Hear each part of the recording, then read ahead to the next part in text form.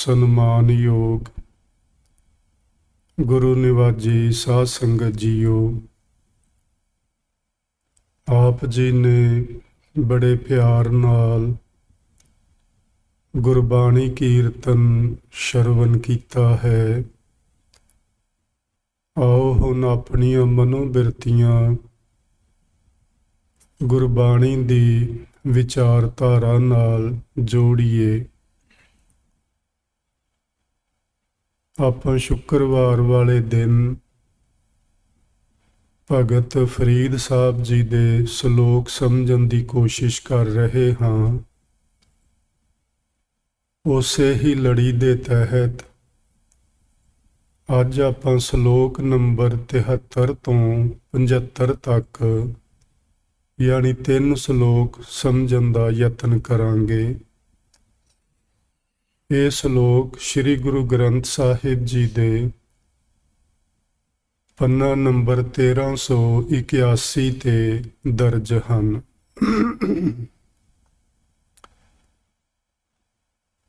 ਸ਼ਲੋਕ ਨੰਬਰ 72 ਤੱਕ ਆਪਾਂ ਸਮਝ ਚੁੱਕੇ ਹਾਂ। ਇਸ ਸ਼ਲੋਕ ਨੰਬਰ 72 ਵਿੱਚ ਭਗਤ ਫਰੀਦ ਸਾਹਿਬ ਜੀ ਨੇ ਸਾਨੂੰ ਇਹ ਗੱਲ ਸਮਝਾਈ ਸੀ ਕਿ ਜਿਹੜਾ ਸਿਰ ਸਾਈਂ ਦੇ ਅੱਗੇ ਝੁਕਦਾ ਨਹੀਂ, ਉਹਨੂੰ ਤੇ ਚੁੱਲ੍ਹੇ ਵਿੱਚ ਬਾਲਣ ਦੀ ਥਾਂ ਤੇ ਪਾ ਕੇ ਬਾਲ ਹੀ ਦੇਣਾ ਚਾਹੀਦਾ। ਜਿਸ ਤੋਂ ਭਾਵ ਹੈ ਕਿ ਸਾਨੂੰ ਆਪਣੇ ਮਾਲਕ ਦਾ ਬਚਨ ਮੰਨਣਾ ਚਾਹੀਦਾ ਹੈ, ਕਿਉਂਕਿ ਗੁਰਬਾਣੀ ਅਨੁਸਾਰ ਸਿਰ ਝੁਕਾਉਣਾ ਕੀ ਹੈ? ਆਪਣੇ ਮਾਲਕ ਦਾ, ਗੁਰੂ ਦਾ, ਵਾਹਿਗੁਰੂ ਦਾ ਬਚਨ ਮੰਨਣਾ। ਆਪਾਂ ਕਈ ਵਾਰੀ ਕੋਰਟ ਵਿੱਚ, ਕਚਹਿਰੀ ਵਿੱਚ ਜਾਂਦੇ ਹਾਂ, ਆਪਣੇ ਕੰਮ ਲਈ ਜਾਂ ਕਿਸੇ ਦੇ ਨਾਲ ਜਾਂਦੇ ਹਾਂ ਤੇ ਵੇਖਦੇ ਹਾਂ ਕਿ ਉੱਥੇ ਸਤਿਕਾਰਯੋਗ ਜੱਜ ਸਾਹਿਬ ਜੋ ਹੁੰਦੇ ਨੇ, ਉਹ ਇੱਕ ਫਰਮਾਨ ਜਾਂ ਇੱਕ ਹੁਕਮ ਜਾਰੀ ਕਰਦੇ ਨੇ ਤੇ ਉਹਦੇ ਹੁਕਮ ਦੇ ਅੱਗੇ ਸਿਰ ਝੁਕਾ ਦਿੰਦੇ ਨੇ ਲੋਕ ਜਿਹੜੇ ਉੱਥੇ ਮੁਲਜ਼ਮ ਖੜੇ ਹੁੰਦੇ ਨੇ। ਉਸ ਸਿਰ ਝੁਕਾਉਣ ਦਾ ਮਤਲਬ ਸਿਰਫ ਇੰਨਾ ਹੀ ਹੁੰਦਾ ਹੈ ਕਿ ਅਸੀਂ ਇਸ ਕੋਰਟ ਦੇ ਹੁਕਮ ਨੂੰ ਸਿਰ ਮੱਥੇ ਤੇ ਪ੍ਰਵਾਨ ਕਰਦੇ ਹਾਂ, ਮੰਨਦੇ ਹਾਂ। ਉਹਦੇ ਅੱਗੇ ਸਾਡਾ ਕੋਈ ਉਜਰ ਨਹੀਂ। ਇਹ ਗੁਰੂ ਦੀ ਕਚਹਿਰੀ ਹੈ ਜਿੱਥੇ ਆਪਾਂ ਹੁਣ ਬੈਠੇ ਹਾਂ। ਗੁਰੂ ਸਾਡੇ ਲਈ ਕੋਈ ਰੱਬੀ, ਕੋਈ ਇਲਾਹੀ ਹੁਕਮ ਜਾਰੀ ਕਰਦੇ ਨੇ ਤੇ ਉਹਨਾਂ ਹੁਕਮਾਂ ਨੂੰ ਅਸੀਂ ਸੱਤ ਕਰਕੇ ਮੰਨਣਾ ਹੁੰਦਾ ਹੈ। ਪਹਿਲੀ ਗੱਲ, ਅਸੀਂ ਹੁਕਮ ਨੂੰ ਸੱਤ ਕਰਕੇ ਤਾਂ ਹੀ ਮੰਨਾਂਗੇ ਜੇ ਹੁਕਮ ਸਾਨੂੰ ਸਮਝ ਵਿੱਚ ਆ ਜਾਏ। ਜੇ ਸਮਝ ਹੀ ਨਾ ਆਵੇ ਤੇ ਫਿਰ ਮੰਨਣਾ ਕੀ ਹੈ?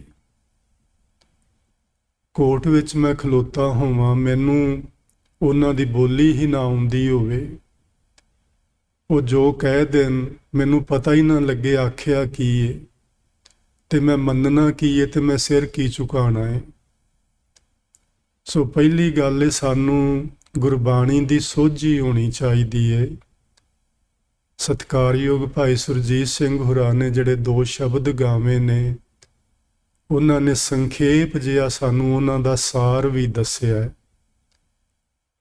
ਬਸ ਇਸ ਤਰ੍ਹਾਂ ਸਾਨੂੰ ਗੁਰਬਾਣੀ ਭਾਵੇਂ ਪੂਰੀ ਤੇ ਸਮਝ ਨਹੀਂ ਆ ਸਕਣੀ, ਕਿਉਂਕਿ ਗੁਰਬਾਣੀ ਦੀ ਗਹਿਰਾਈ, ਇਸ ਦੀ ਡੂੰਘਾਈ ਬਹੁਤ ਜ਼ਿਆਦਾ ਹੈ ਤੇ ਜਿਨ੍ਹਾਂ ਮਹਾਂਪੁਰਸ਼ਾਂ ਨੇ ਬਾਣੀ ਲਿਖੀ ਹੈ ਉਹਨਾਂ ਦੀ ਸੁਰਤ ਵਾਹਿਗੁਰੂ ਜੀ ਦੇ ਨਾਲ ਜੁੜੀ ਹੋਈ ਸੀ। ਉਸ ਅਵਸਥਾ ਵਿੱਚ ਕੋਈ ਪਹੁੰਚੇ ਤੇ ਪੂਰਨ ਤੌਰ ਤੇ ਇਸ ਗੁਰਬਾਣੀ ਨੂੰ ਸਮਝੇ। ਲੇਕਿਨ ਇਹਦਾ ਸੰਖੇਪ ਜਿਹਾ ਸਾਰ ਅਸੀਂ ਸਮਝ ਸਕਦੇ ਹਾਂ ਤੇ ਜਿੰਨਾ ਕੁ ਸਮਝ ਵਿੱਚ ਆਵੇ ਓਨਾ ਕੁ ਸਾਨੂੰ ਜ਼ਰੂਰ ਮੰਨ ਲੈਣਾ ਚਾਹੀਦਾ ਹੈ। ਇਸੇ ਨੂੰ ਹੀ ਗੁਰੂ ਅੱਗੇ ਝੁਕਣਾ ਆਖਦੇ ਨੇ। ਵਾਹਿਗੁਰੂ ਜੀ ਦੇ ਬਚਨ ਨੂੰ, ਗੁਰੂ ਦੇ ਬਚਨ ਨੂੰ ਸਿਰ ਮੱਥੇ ਤੇ ਮੰਨ ਲੈਣਾ। ਸੋ ਆਓ ਅੱਜ ਦੀ ਵਿਚਾਰ ਸ਼ੁਰੂ ਕਰਦੇ ਹਾਂ। ਸ਼ਲੋਕ ਨੰਬਰ 73। ਇਹਦੇ ਵਿੱਚ ਜਿਹੜਾ ਹੁਕਮ ਸਾਨੂੰ ਕੀਤਾ ਜਾ ਰਿਹਾ ਹੈ ਉਹ ਕਿੰਨੀ ਸਚਾਈ ਹੈ, ਲੇਕਿਨ ਇਸ ਸਚਾਈ ਤੋਂ ਅਸੀਂ ਮੂੰਹ ਮੋੜਿਆ ਹੋਇਆ। ਇਸ ਸਚਾਈ ਨੂੰ ਅਸੀਂ ਸੁਣਨਾ ਵੀ ਨਹੀਂ ਚਾਹੁੰਦੇ, ਇਸ ਸਚਾਈ ਨੂੰ ਅਸੀਂ ਸੁਣਾਉਣਾ ਵੀ ਨਹੀਂ ਚਾਹੁੰਦੇ। ਇਸ ਸਚਾਈ ਦੀ ਗੱਲ ਅਸੀਂ ਘਰ ਵਿੱਚ, ਬੱਚਿਆਂ ਵਿੱਚ, ਪਰਿਵਾਰ ਵਿੱਚ ਕਦੀ ਨਹੀਂ ਕਰਦੇ, ਸਾਨੂੰ ਡਰ ਲੱਗਦਾ। ਲੇਕਿਨ ਇਹ ਸਚਾਈ ਹੈ, ਇਹ ਵਾਪਰਨੀ ਹੈ, ਹਰ ਹਾਲਤ ਵਿੱਚ ਗੱਲ ਇਹ ਹੋਣ ਵਾਲੀ ਹੈ। ਅੱਜ ਹੀ ਸਵੇਰੇ ਇੱਕ ਅਕਾਲ ਚਲਾਣੇ ਦਾ ਪ੍ਰੋਗਰਾਮ ਸੀ ਤੇ ਮੈਂ ਉਹਦੇ ਵਿੱਚ ਇਹੀ ਬੇਨਤੀ ਕਰਦਾ ਸਾਂ ਕਿ ਮੈਂ ਆਪਣੇ ਆਪ ਨੂੰ ਜਦੋਂ ਵੇਖਦਾ ਤੇ ਇਉਂ ਲੱਗਦਾ ਹੈ ਕਿ ਅਸੀਂ ਉਸ ਲਾਈਨ ਵਿੱਚ ਲੱਗੇ ਹੋਏ ਹਾਂ ਤੇ ਵਾਰੀ ਆਉਣ ਨੂੰ ਹੁਣ ਕੋਈ ਬਹੁਤਾ ਚਿਰ ਨਹੀਂ ਰਹਿ ਗਿਆ। ਵਾਰੀ ਆ ਜਾਣੀ ਹੈ, ਲੇਕਿਨ ਕੀ ਕਰੀਏ? ਵਾਰੀ ਆਉਣੀ, ਉਹਨੂੰ ਕੋਈ ਰੋਕ ਨਹੀਂ ਪਾਏਗਾ। ਵਾਰੀ ਆਉਣ ਤੋਂ ਪਹਿਲਾਂ ਅਸੀਂ ਆਪਣੇ ਰਸਤੇ ਦਾ ਖਰਚ ਤਿਆਰ ਕਰ ਲਈਏ, ਬਸ ਇੰਨੀ ਕੁ ਗੱਲ ਹੈ। ਵਾਰੀ ਕਦੋਂ ਆਉਣੀ ਹੈ ਸਾਨੂੰ ਪਤਾ ਨਹੀਂ, ਲੇਕਿਨ ਜੇ ਹੁਣ ਸਾਡੇ ਕੋਲ ਸਮਾਂ ਹੈ, ਜਿੰਨਾ ਵੀ ਹੈ, ਅਸੀਂ ਉਸ ਸਮੇਂ ਨੂੰ ਸੰਭਾਲ ਲਈਏ। ਸਮੇਂ ਨੂੰ ਸੰਭਾਲਣਾ, ਵਾਹਿਗੁਰੂ ਜੀ ਦੇ ਨਾਮ ਦਾ ਜਪ ਕਰਨਾ, ਮਾਨਵਤਾ ਦੀ ਸੇਵਾ ਕਰਨੀ, ਚੰਗੇ ਕਰਮ ਕਮਾਉਣੇ, ਇਹੋ ਹੀ ਸਮਾਂ ਸੰਭਾਲਣਾ। ਸੋ ਆਪਾਂ ਸਮਾਂ ਸੰਭਾਲ ਲਈਏ ਵਾਰੀ ਆਉਣ ਤੋਂ ਪਹਿਲਾਂ। ਫਰੀਦ ਸਾਹਿਬ ਜੀ ਨੇ ਇਸ ਬਚਨ ਵਿੱਚ ਇਹ ਗੱਲ ਆਖੀ ਹੈ ਕਿ ਫਰੀਦਾ ਕਿੱਥੈ ਤੈਂਡੇ ਮਾਪਿਆਂ, ਜਿੰਨੀ ਤੂੰ ਜਣਿਓ ਹੈ, ਤੈਂ ਪਾਸੋਂ ਓਏ ਲੱਦ ਗਏ, ਤੂੰ ਅਜੇ ਨਾ ਪਤੀ ਨੋ ਹੈ। ਕਿੱਥੇ ਤੈਂਡੇ ਮਾਪਿਆਂ, ਜ਼ਿਆਦਾਤਰ ਅਸੀਂ ਆਪਣੇ ਹੁੰਦਿਆਂ ਵੇਖ ਲੈਂਦੇ ਹਾਂ ਕਿ ਸਾਡੇ ਮਾਤਾ ਪਿਤਾ ਚਲੇ ਗਏ ਨੇ। ਘੱਟ ਲੋਕ ਹੁੰਦੇ ਨੇ ਜਿਹੜੇ ਮਾਤਾ ਪਿਤਾ ਦੇ ਹੁੰਦਿਆਂ ਚਲੇ ਜਾਂਦੇ ਨੇ। ਜ਼ਿਆਦਾਤਰ ਮਾਤਾ ਪਿਤਾ ਦੀ ਵਾਰੀ ਪਹਿਲਾਂ ਆਉਂਦੀ ਹੈ ਕਿਉਂਕਿ ਉਮਰ 'ਚ ਵੱਡੇ ਹੁੰਦੇ ਨੇ। ਫਰੀਦ ਸਾਹਿਬ ਇੱਕ ਸਰਬ ਸਾਂਝੀ ਗੱਲ ਕਰਦੇ ਨੇ ਕਿ ਜਿਹੜੇ ਸਾਡੇ ਬਜ਼ੁਰਗ ਸਨ, ਜੇ ਮਾਤਾ ਪਿਤਾ ਨਹੀਂ ਤੇ ਆਪਣੇ ਉਹਨਾਂ ਦੇ ਬਜ਼ੁਰਗ ਵੇਖ ਲਓ, ਦਾਦਾ ਦਾਦੀ, ਉਹ ਕਿੱਥੇ ਨੇ? ਜਿੰਨੀ ਤੂੰ ਜਣਿਓ ਹੈ, ਜਿਨ੍ਹਾਂ ਨੇ ਤੈਨੂੰ ਪੈਦਾ ਕੀਤਾ, ਜਿਨ੍ਹਾਂ ਨੇ ਤੇਰੀ ਪਾਲਣਾ ਕੀਤੀ, ਜਿਨ੍ਹਾਂ ਨੇ ਤੈਨੂੰ ਵੱਡਾ ਕੀਤਾ, ਤੇ ਆਪਣੀ ਜ਼ਿੰਦਗੀ ਵਿੱਚ ਉਹ ਵੀ ਕਦੀ ਨਹੀਂ ਸੋਚਦੇ ਕਿ ਅਸੀਂ ਚਲੇ ਜਾਣਾ ਹੈ।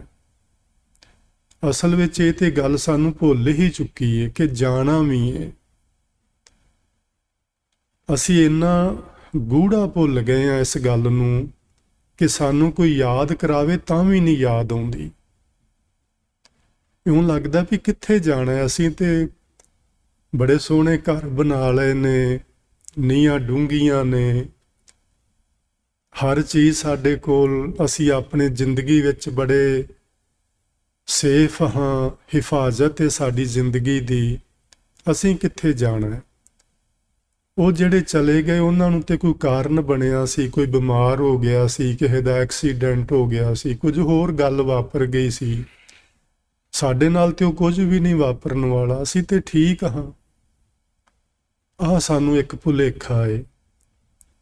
ਜੇ ਸਾਡੇ ਬਜ਼ੁਰਗਾਂ ਨੂੰ ਜਾਣ ਦਾ ਇੱਥੋਂ ਕੋਈ ਕਾਰਨ ਬਣਿਆ ਤੇ ਉਹ ਕਾਰਨ ਸਾਡੇ ਨਾਲ ਵੀ ਬਣਨਾ ਹੈ, ਕੁਝ ਬਣੇ, ਕਿਉਂਕਿ ਕਾਰਨ ਕਰਤੇ ਵਸ ਹੈ। ਉਸ ਮਾਲਕ ਦੇ ਹੱਥ ਵਿੱਚ ਨੇ ਕਾਰਨ, ਤੇ ਉਸ ਵਕਤ ਕੋਈ ਨਾ ਕੋਈ ਕਾਰਨ ਜ਼ਰੂਰ ਬਣ ਜਾਣਾ ਹੈ ਜਦੋਂ ਆਪਣੀ ਵਾਰੀ ਆਉਣੀ ਹੈ। ਫਰੀਦ ਸਾਹਿਬ ਆਖਦੇ ਨੇ, ਤੈਂ ਪਾਸੋਂ ਓਏ ਲੱਦ ਗਏ। ਲੱਦ ਗਏ ਦਾ ਮਤਲਬ ਇਹ ਚਲੇ ਗਏ। ਤੇਰੇ ਕੋਲੋਂ ਤੇਰੇ ਬਜ਼ੁਰਗ ਚਲੇ ਗਏ ਨੇ ਤੂੰ ਉਹਨਾਂ ਨੂੰ ਜਾਂਦਿਆਂ ਵੇਖਿਆ, ਤੂੰ ਉਹਨਾਂ ਨੂੰ ਆਪਣੇ ਹੱਥੀਂ ਸੰਸਕਾਰ ਕੀਤਾ, ਆਪਣੇ ਹੱਥੀਂ ਅੱਗੇ ਤੋਰ ਆਇਓ। ਪਤੀਨੋ ਦਾ ਮਤਲਬ ਹੈ ਕਿ ਤੂੰ ਅਜੇ ਨਹੀਂ ਭਤੀਜਿਆ, ਤੈਨੂੰ ਅਜੇ ਵੀ ਵਿਸ਼ਵਾਸ ਨਹੀਂ ਆਇਆ ਕਿ ਇੱਥੇ ਰਹਿਣ ਵਾਲਾ ਤੇ ਕੁਝ ਵੀ ਨਹੀਂ। ਸਭ ਨੇ ਜਾਣਾ ਹੈ ਤੇ ਹਰ ਹਾਲਤ ਵਿੱਚ ਜਾਣਾ ਹੈ। ਇੱਥੋਂ ਜਾਣ ਵਾਲੀ ਜਿਹੜੀ ਗੱਲ ਏ ਉਹ ਅਟੱਲ ਸਚਾਈ ਏ, ਤੇ ਜਿਹੜੀ ਇੱਥੇ ਰਹਿਣ ਵਾਲੀ ਗੱਲ ਏ ਉਹ ਝੂਠ ਏ। ਅਸੀਂ ਝੂਠ ਨੂੰ ਘੁੱਟ ਕੇ ਪੱਲੇ ਬੰਨ੍ਹ ਲਿਆ ਹੋਇਆ ਹੈ ਤੇ ਸੱਚ ਨੂੰ ਤਿਆਗ ਦਿੱਤਾ। ਹੁਣੇ ਭਾਈ ਸਾਹਿਬ ਸਾਨੂੰ ਇਹੋ ਹੀ ਗੱਲ ਸਮਝਾ ਰਹੇ ਸਨ ਕਿ ਅਸੀਂ ਸੱਚ ਨੂੰ ਛੱਡਿਆ ਹੋਇਆ, ਉਹਨੂੰ ਭੁੱਲ ਚੁੱਕੇ ਹਾਂ ਤੇ ਝੂਠ ਦੇ ਨਾਲ ਅਸੀਂ ਪਿਆਰ ਪਾ ਲਿਆ ਤੇ ਇਸ ਤਰ੍ਹਾਂ ਸੋਚਦੇ ਹਾਂ ਕਿ ਅਸੀਂ ਹੁਣ ਇੱਥੇ ਸਦਾ ਹੀ ਰਹਿਣਾ ਹੈ। ਫਰੀਦ ਸਾਹਿਬ ਨੇ ਆਪਣੇ ਸ਼ਲੋਕਾਂ ਵਿੱਚ ਇੱਕ ਬੜੀ ਸੋਹਣੀ ਉਦਾਹਰਣ ਲੈ ਕੇ ਸਾਨੂੰ ਸਮਝਾਉਣ ਦਾ ਯਤਨ ਕੀਤਾ ਹੈ। ਕਹਿੰਦੇ ਨੇ, ਕੰਧੀ ਉੱਤੇ ਰੁੱਖੜਾ, ਜੇ ਦਰਿਆ ਦੇ ਕਿਨਾਰੇ ਉੱਤੇ ਕੋਈ ਰੁੱਖ ਉੱਗ ਪਵੇ, ਕਿਚਰਕ ਬੰਨੈ ਧੀਰ। ਕਿਚਰਕ ਦਾ ਮਤਲਬ ਹੈ ਕਿੰਨਾ ਕੁ ਚਿਰ ਉਹ ਧੀਰਜ ਰੱਖੇਗਾ, ਕਿੰਨਾ ਕੁ ਚਿਰ ਹੌਸਲਾ ਰੱਖੇਗਾ, ਕਿੰਨਾ ਕੁ ਚਿਰ ਉੱਥੇ ਉਹ ਟਿਕਿਆ ਰਹਿ ਸਕੇਗਾ। ਕਿਉਂਕਿ ਦਰਿਆ ਦੇ ਕਿਨਾਰੇ, ਦਰਿਆ ਦੇ ਵਹਿਣ ਦੇ ਨਾਲ ਮਿੱਟੀ ਖੁਰ ਕੇ ਵਿੱਚ ਡਿੱਗਦੀ ਰਹਿੰਦੀ ਏ। ਉਹਨੂੰ ਕਹਿੰਦੇ ਨੇ ਢਾਹ ਲੱਗਣੀ। ਦਰਿਆ ਢਾਹ ਲਾਉਂਦਾ ਕਿਨਾਰਿਆਂ ਨੂੰ। ਜਦੋਂ ਕਿਨਾਰੇ ਵਿੱਚ ਡਿੱਗਦੇ ਨੇ ਤੇ ਉਸ ਕਿਨਾਰੇ ਤੇ ਖਲੋਤਾ ਹੋਇਆ ਰੁੱਖ ਉਹ ਕਿਵੇਂ ਖੜਾ ਰਹਿ ਸਕੇਗਾ? ਉਸਨੇ ਵੀ ਜ਼ਰੂਰ ਡਿੱਗਣਾ ਹੀ ਹੈ। ਦੂਜੀ ਉਦਾਹਰਨ ਲਈਏ, ਫਰੀਦਾ ਕੱਚਾ ਭਾਂਡਾ ਰੱਖੀਐ ਕਿਚਰ ਤਾਈ ਨੀਰ। ਕੱਚੇ ਭਾਂਡੇ ਵਿੱਚ ਕਿੰਨਾ ਕੁ ਚਿਰ ਅਸੀਂ ਪਾਣੀ ਰੱਖ ਸਕਾਂਗੇ? ਉਹ ਸਦਾ ਨਹੀਂ ਰਹਿਣਾ। ਗੁਰੂ ਤੇਗ ਬਹਾਦਰ ਸਾਹਿਬ ਮਹਾਰਾਜ ਜੀ ਨੇ ਇੱਕ ਉਦਾਹਰਨ ਲਈ ਹੋਈ ਏ, ਚੇਤਨਾ ਹੈ ਤੋ ਚੇਤ ਲੈ, ਨਿਸ ਦਿਨ ਮੈਂ ਪ੍ਰਾਨੀ, ਛਿਨ ਛਿਨ ਔਦ ਬਿਹਾਤ ਹੈ, ਫੂਟੇ ਘਟ ਜਿਉ ਪਾਣੀ।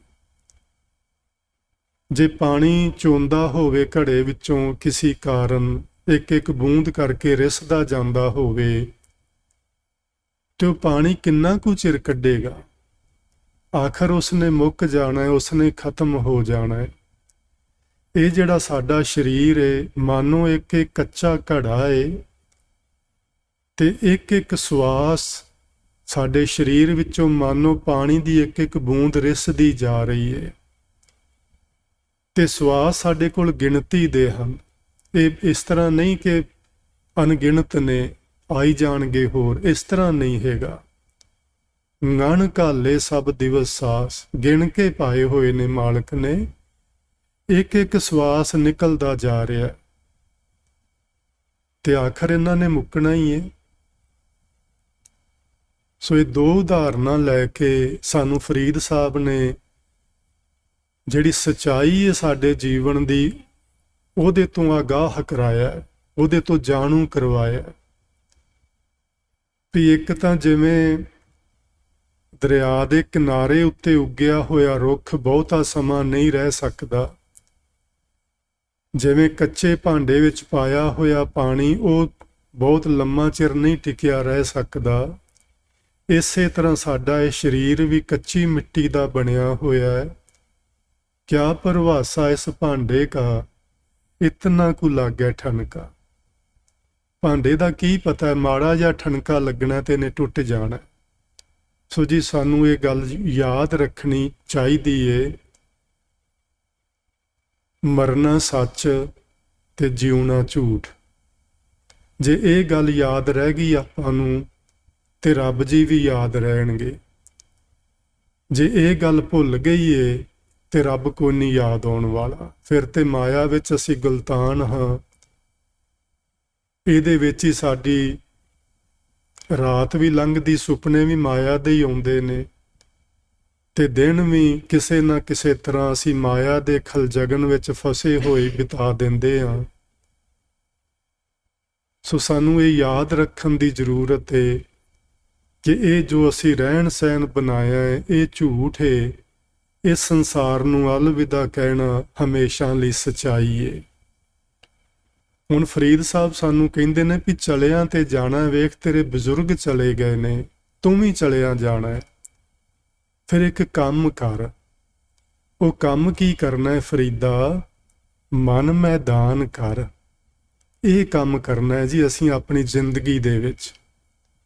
ਟੋਏ ਟਿੱਬੇ ਲਾਹੇ ਅੱਗੇ ਮੂਲ ਨਾ ਆਵਸੀ ਦੋਜਕ ਸੰਧੀ ਭਾਹ। ਮਨ ਨੂੰ ਮੈਦਾਨ ਕਿਵੇਂ ਕਰਨਾ ਹੈ ਤੇ ਟੋਏ ਟਿੱਬੇ ਕਿਹੜੇ ਨੇ? ਅਸੀਂ ਆਪਣੀ ਜ਼ਿੰਦਗੀ ਵਿੱਚ ਬਹੁਤ ਸਾਰਾ ਅਹੰਕਾਰ ਅੰਦਰ ਪਾਲਿਆ ਹੋਇਆ। ਉਹ ਹੈ ਉਚਾਨ ਟਿੱਬਾ। ਕਈ ਵਾਰੀ ਮਨੁੱਖ ਇੰਨਾ ਨੀਵਾਂ ਡਿੱਗ ਜਾਂਦਾ ਹੈ ਕਿ ਇਹ ਮਨੁੱਖ ਨੂੰ ਸ਼ਰਮਸਾਰ ਕਰ ਦੇਣ ਵਾਲੇ ਕਰਮ ਵੀ ਕਰਨ ਤੋਂ ਨਹੀਂ ਸੰਕੋਚ ਕਰਦਾ। ਇੰਨੀ ਨੀਚਤਾਈ ਤੱਕ ਚਲਾ ਜਾਂਦਾ ਹੈ ਬੰਦਾ। ਇਹ ਹਨ ਜੀ ਟੋਏ ਤੇ ਟਿੱਬੇ। ਮਨ ਦਾ ਥੱਲੇ ਡਿੱਗਣਾ, ਮਾੜੇ ਕਰਮ ਕਮਾਉਣੇ, ਖੱਡੇ ਵਿੱਚ ਪੈਣਾ ਹੈ ਤੇ ਮਨ ਦਾ ਕਿਸੇ ਕਾਰਨ ਅਹੰਕਾਰ ਦੀ ਚੋਟੀ ਤੇ ਚਲੇ ਜਾਣਾ, ਇਹ ਟਿੱਬਾ ਅਖਵਾਉਂਦਾ ਹੈ। ਫਰੀਦ ਸਾਹਿਬ ਆਖਦੇ ਨੇ ਟੋਏ ਤੇ ਟਿੱਬੇ ਦੋਵੇਂ ਹੀ ਖਤਮ ਕਰਕੇ ਮਨ ਨੂੰ ਪੱਧਰਾ ਕਰ। ਜਿਵੇਂ ਆ ਗਰਾਊਂਡ ਨਹੀਂ ਆ, ਜਿਵੇਂ ਫਰਸ਼ ਤੇ ਆਪਾਂ ਬੈਠੇ ਆ, ਇਸ ਤਰ੍ਹਾਂ ਕਰ। ਮਨ ਨੂੰ ਸਾਫ਼ ਕਰ, ਇਹਦੇ ਤੇ ਨਾ ਹੰਕਾਰ ਰਵੇ ਤੇ ਨਾ ਇਹਦੇ ਵਿੱਚ ਨੀਚਤਾਈ ਰਵੇ। ਇਹਨਾਂ ਦੋਨਾਂ ਚੀਜ਼ਾਂ ਨੂੰ ਉਤਾਰ ਦੇ। ਹੰਕਾਰ ਵੀ ਛੱਡ ਤੇ ਮਨ ਦਾ ਥੱਲੇ ਡਿੱਗਣਾ, ਨਿਵਾਣ ਵਿੱਚ ਜਾਣਾ, ਉਹਦਾ ਵੀ ਤਿਆਗ ਕਰ। ਜੇ ਤੂੰ ਇਹ ਕੰਮ ਕਰ ਲਵੇਂ ਜ਼ਿੰਦਗੀ ਦੇ ਵਿੱਚ, ਅੱਗੇ ਮੂਲ ਨਾ ਆਵਸੀ ਦੋਜਕ ਸੰਧੀ ਭਾਹ। ਸੰਧੀ ਦਾ ਮਤਲਬ ਹੁੰਦਾ ਜੀ ਦੀ, ਦੋਜਕ ਦੀ, ਭਾਹ ਮੈਨੇ ਅੱਗ। ਨਰਕਾਂ ਦੀ ਅੱਗ ਫਿਰ ਤੈਨੂੰ ਨਹੀਂ ਸਾੜੇਗੀ ਜੇ ਤੂੰ ਆਹ ਕੰਮ ਕਰ ਲਵੇਂ। ਹਉਮੈ ਛੱਡ ਦੇਵੇਂ, ਨਿਮਰਤਾ ਵਿੱਚ ਰਵੇਂ, ਨੀਚਤਾਈ ਵਾਲੇ ਕੰਮ ਛੱਡ ਦੇਵੇਂ, ਸ਼ੁਭ ਗੁਣਾਂ ਦਾ ਧਾਰਨੀ ਹੋ ਜਾਏ। ਜੇ ਤੂੰ ਇਹ ਕੰਮ ਕਰ ਲਵੇਂ ਫਰੀਦ ਜੀ ਦੇ ਆਖਣ ਮੁਤਾਬਕ, ਤੇ ਫਿਰ ਨਰਕਾਂ ਦੀ ਅੱਗ ਵਿੱਚ ਸੜਨ ਤੋਂ ਤੂੰ ਬਚ ਸਕਦਾ ਹੈ, ਨਹੀਂ ਤੇ ਉਹਦੇ ਵਿੱਚ ਸੜਨਾ ਹੀ ਪੈਣਾ। ਨਰਕਾਂ ਦੀ ਅੱਗ ਕੀ ਏ? ਜਦੋਂ ਅਸੀਂ ਮਾੜੇ ਕੰਮ ਕਰਦੇ ਹਾਂ ਉਹਦਾ ਸਿੱਟਾ ਮਾੜਾ ਹੀ ਨਿਕਲਦਾ ਹੈ। ਇਸ ਦੁਨੀਆ ਵਿੱਚ ਵੀ ਸਾਨੂੰ ਉਹਦੇ ਮਾੜਿਆਂ ਕੰਮਾਂ ਦੇ ਇਵਜ਼ਾਨੇ ਵਿੱਚ ਦੁੱਖ ਭੁਗਤਣੇ ਪੈਂਦੇ ਨੇ। ਲੋਕ ਬਾਹਰ ਕਿਸੇ ਨਾਲ ਮਾੜਾ ਕੰਮ ਕਰਦੇ ਨੇ, ਫੜੇ ਜਾਂਦੇ ਨੇ, ਸਜ਼ਾ ਹੁੰਦੀ ਏ, ਜੇਲ੍ਹ ਵਿੱਚ ਸੜਦੇ ਰਹਿੰਦੇ ਨੇ। ਇਹੋ ਹੀ ਨਰਕ ਏ। ਹੋ ਸਕਦਾ ਸਾਡੇ ਜੀਵਨ ਤੋਂ ਬਾਅਦ ਵੀ ਕਿਤੇ ਨਰਕਾਂ 'ਚ ਪੈਂਦੇ ਹੋਈਏ, ਉਹਦਾ ਆਪਾਂ ਨੂੰ ਪਤਾ ਨਹੀਂ, ਲੇਕਿਨ ਆਪਾਂ ਇੱਥੇ ਤੇ ਨਰਕਾਂ ਵਿੱਚ ਸੜਦੇ ਲੋਕ ਵੇਖ ਹੀ ਰਹੇ ਹਾਂ। ਅਸੀਂ ਇਹਨਾਂ ਵੱਲ ਧਿਆਨ ਦਈਏ ਤੇ ਆਪਣੇ ਵੱਲ ਦਈਏ ਕਿ ਜੇ ਮੈਂ ਵੀ ਮਾੜਾ ਕੰਮ ਕੀਤਾ ਤੇ ਮੈਨੂੰ ਵੀ ਇਸ ਜੇਲ੍ਹ ਰੂਪ ਨਰਕ ਵਿੱਚ ਪੈਣਾ ਪਵੇਗਾ। ਜੇ ਮੈਂ ਸਰੀਰ ਦੇ ਨਾਲ ਨੀਚਤਾਈ ਵਾਲੇ ਨੀਵੇਂ ਕਰਮ ਕਮਾਏ ਤੇ ਮੇਰੇ ਸਰੀਰ ਨੂੰ ਰੋਗ ਵੀ ਲੱਗ ਸਕਦੇ ਨੇ, ਤੇ ਉਹ ਰੋਗ ਵੀ ਨਰਕ ਦੀ ਥਾਂ ਹੁੰਦੀ, ਹੋਰ ਕੁਝ ਨਹੀਂ ਹੁੰਦਾ। ਸੋ ਫਰੀਦ ਸਾਹਿਬ ਆਖਦੇ ਨੇ ਇਹ ਕੰਮ ਤੈਨੂੰ ਕਰਨਾ ਚਾਹੀਦਾ ਹੈ। ਗੁਰੂ ਅਰਜਨ ਦੇਵ ਮਹਾਰਾਜ ਜੀ ਨੇ ਆਖਿਆ ਵੀ ਇਹ ਟੋਏ ਟਿੱਬੇ ਕਿਹੜੇ ਨੇ ਜਿਹੜੇ ਫਰੀਦ ਜੀ ਕਹਿੰਦੇ ਨੇ ਲਾਹ ਦਿਓ।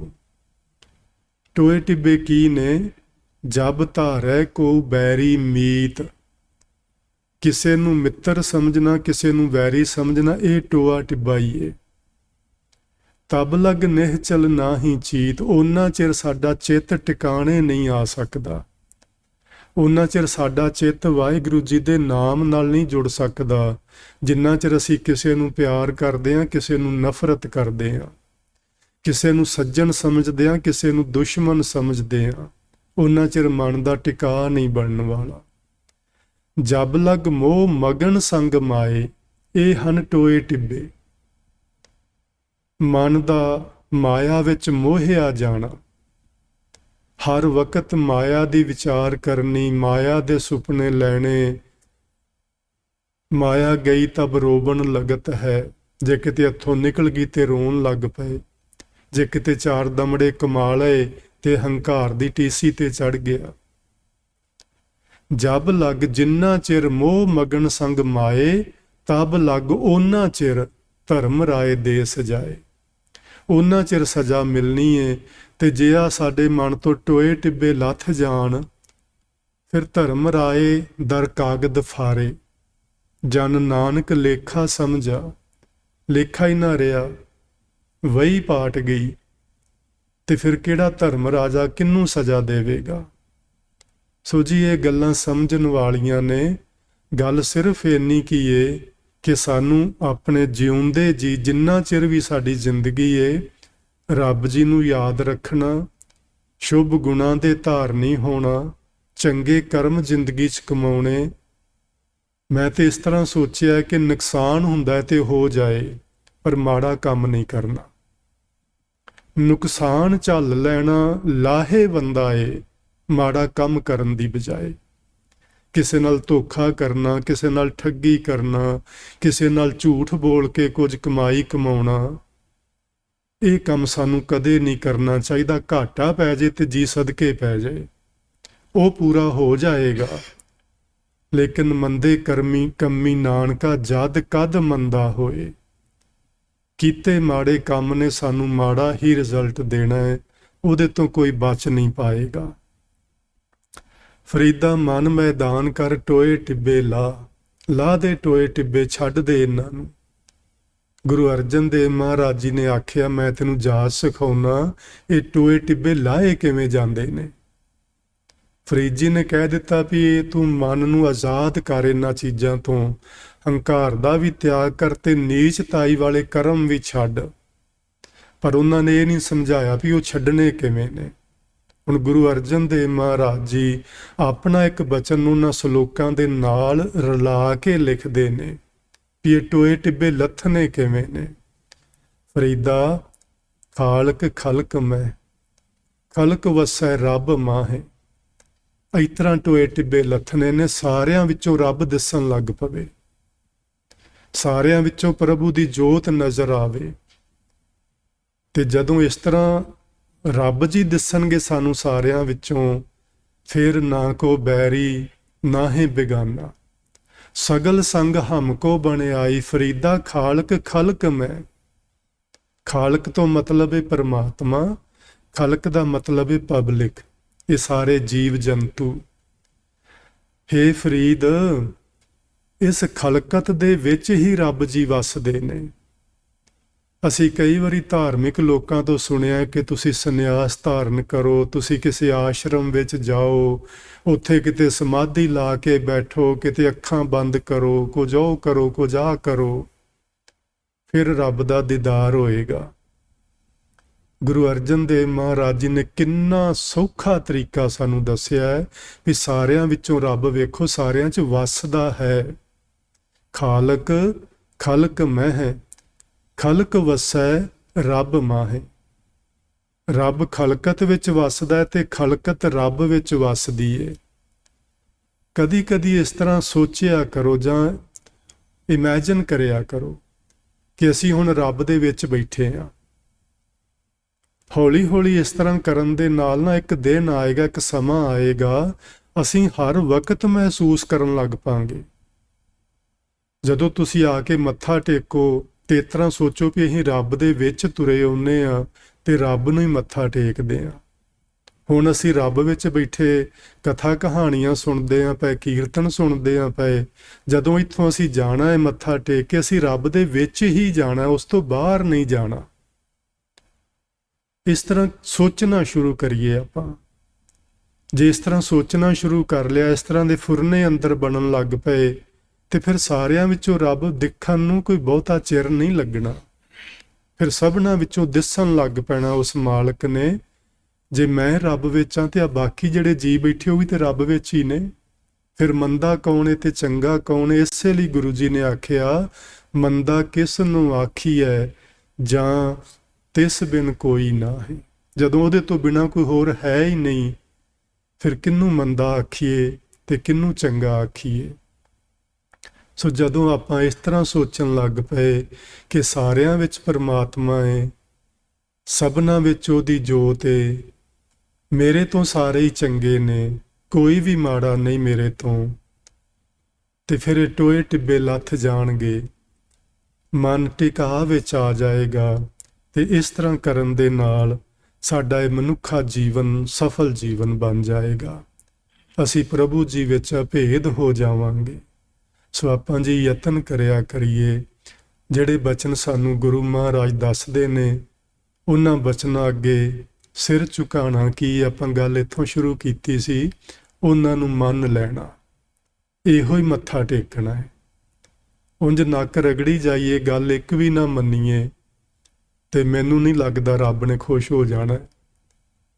ਨੱਕ ਨਾ ਵੀ ਰਗੜੋ, ਗੱਲ ਮੰਨ ਲਓ, ਉਹਦੇ ਤੋਂ ਬਿਨਾਂ ਹੀ ਰੱਬ ਖੁਸ਼ ਹੋ ਜਾਏਗਾ। ਸਿਆਣੇ ਲੋਕ ਕਹਿੰਦੇ ਨੇ ਕਿ ਸਾਨੂੰ ਧਰਮ ਸਥਾਨਾਂ ਤੇ ਬਹੁਤੇ ਫੇਰੇ ਮਾਰਨ ਦੀ ਲੋੜ ਨਹੀਂ, ਲੇਕਿਨ ਜਦੋਂ ਵੀ ਕਿਤੇ ਆਈਏ ਉੱਥੇ ਜਿਹੜਾ ਬਚਨ ਆਖਿਆ ਜਾ ਰਿਹਾ ਹੋਵੇ ਉਸ ਨੂੰ ਘੁੱਟ ਕੇ ਪੱਲੇ ਬੰਨ੍ਹ ਲਈਏ।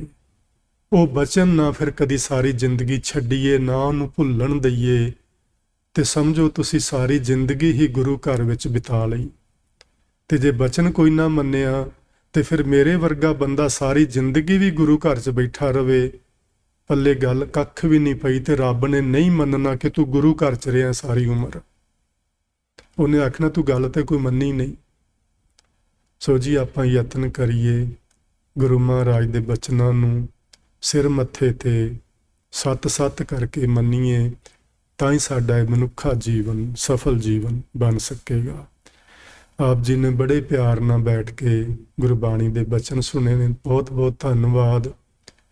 ਦੱਸਣਾ ਚਾਹਾਂਗਾ ਕਿ 14 ਤਰੀਕ ਨੂੰ ਵੀਰਵਾਰ ਹੈ, ਤੇ ਉਸ ਦਿਨ ਵੈਸਾਖੀ ਦਾ ਦਿਹਾੜਾ ਏ, ਖਾਲਸਾ ਜੀ ਦਾ ਸਾਜਨਾ ਦਿਵਸ ਏ, ਤੇ ਨਾਲ ਉਸ ਦਿਨ ਗੁਰੂ ਨਾਨਕ ਸਾਹਿਬ ਜੀ ਦਾ ਪ੍ਰਕਾਸ਼ ਦਿਵਸ ਵੀ ਏ ਨਾਨਕਸ਼ਾਹੀ ਕੈਲੰਡਰ ਮੁਤਾਬਕ।